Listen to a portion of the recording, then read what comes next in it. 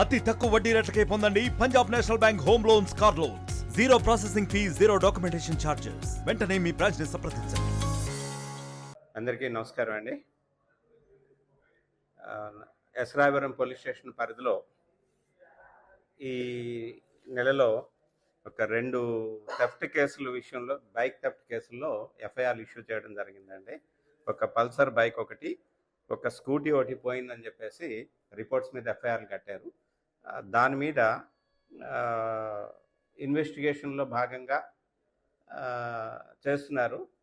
కొంత CCTV footage information కూడా collect చేయడం జరిగింది.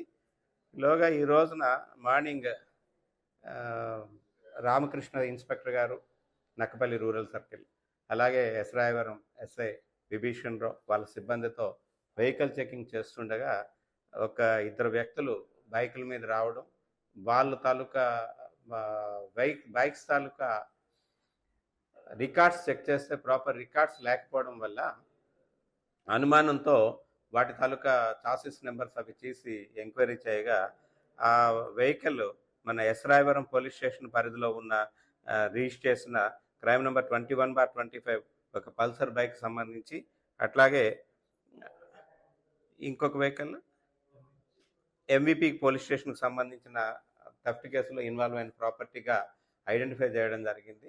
వెంటనే ఇమీడియట్గా వాళ్ళు ముద్దాయిలు Chalamalasetti Durgaprasad in the Thimmapuram village, ఎస్రాయవరం మండలం, నేటివ్ ఆఫ్ అరట్లకోట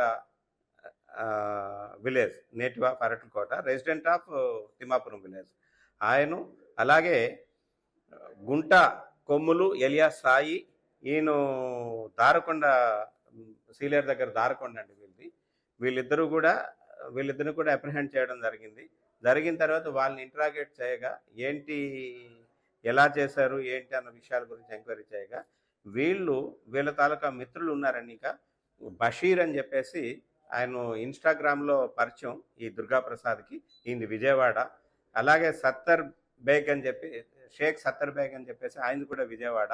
వీళ్ళు ఏంటంటే ఈ బైక్స్ దొంగతనాలు చేసిన తర్వాత వీళ్ళు ఈ సాయి, ఎవరైతే గుంట కొమ్ములు ఎలియా సాయి ఉన్నారో ఆయన ద్వారా అక్కడ ఏజెన్సీకి వెళ్ళి ఏజెన్సీలోనేమో ఈ బైక్స్ ఇచ్చేసి దొంగతనం చేసిన బైక్స్, అలాగే అక్కడి నుంచి గాంజా తీసుకొని వస్తుంటారు. ఆ గాంజా తీసుకెళ్ళి విజయవాడ ఏరియాల్లో వీళ్ళు డిస్పోజ్ చేస్తుంటారు.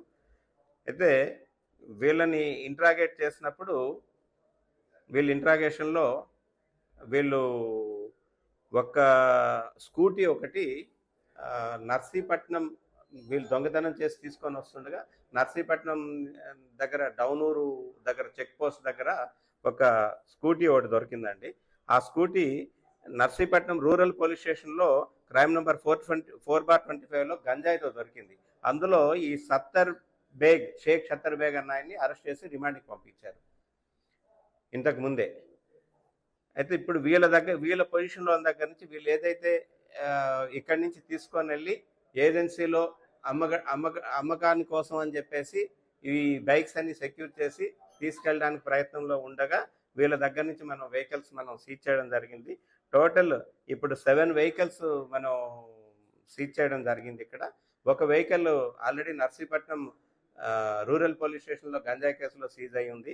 అందులో మనకి ఎస్రాయవరంకి సంబంధించి పల్సర్ బైక్ సీజ్ దొరికింది. అట్లాగే 23లో ఒక నక్కపల్లి పోలీస్ స్టేషన్లో ఉన్న ఒక NS200 బైక్ ఒకటి దొరికింది. అట్లాగే ఇంకొక 3 వెహికల్స్ అండి. ఒకటి ఏలూరు 1 టౌన్ పోలీస్ స్టేషన్లోని పల్సర్ బైక్ ఒకటి ఆల్రెడీ అక్కడ ఎఫ్ఐఆర్ ఇష్యూ చేస్తుంది.